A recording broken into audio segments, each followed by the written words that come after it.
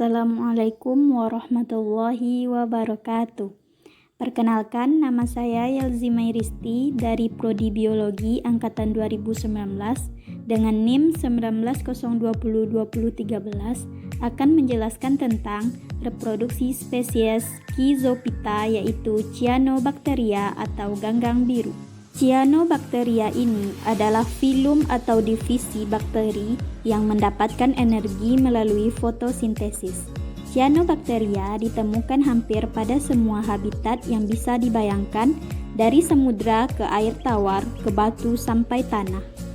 Oke teman-teman, langsung saja ya kita masuk kepada reproduksi dari Cyanobacteria. Reproduksi Cyanobacteria terdiri dari 3, yakni ada pembelahan sel, fragmentasi, dan spora. Yang pertama adalah pembelahan sel.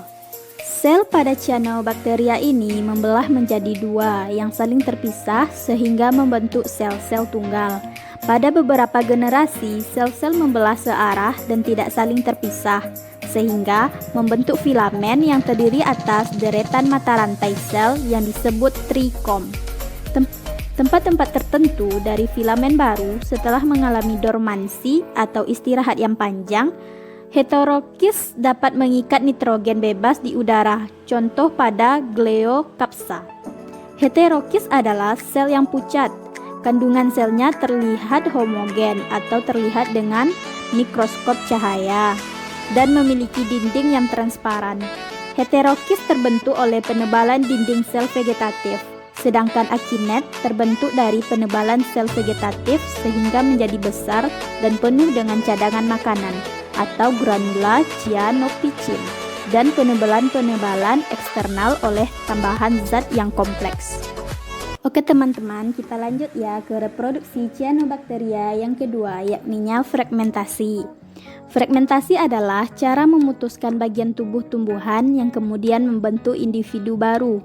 Fragmentasi terutama terjadi pada Oscillatoria. Pada filamen yang panjang, bila salah satu selnya mati, maka sel mati itu membagi filamen menjadi 2 bagian atau lebih. Masing-masing bagian disebut hormogonium. Fragmentasi juga dapat terjadi dari pemisahan dinding yang berdekatan pada trikom, atau karena sel yang mati yang mungkin menjadi potongan bikonkav yang terpisah atau nechridia. Susunan hormogonium mungkin meliputi kerusakan transseluler. Lanjut ya, yang terakhir adalah spora. Pada keadaan yang kurang menguntungkan, akan terbentuk spora yang sebenarnya, merupakan sel vegetatif. Spora ini membesar dan tebal karena penimbunan zat makanan.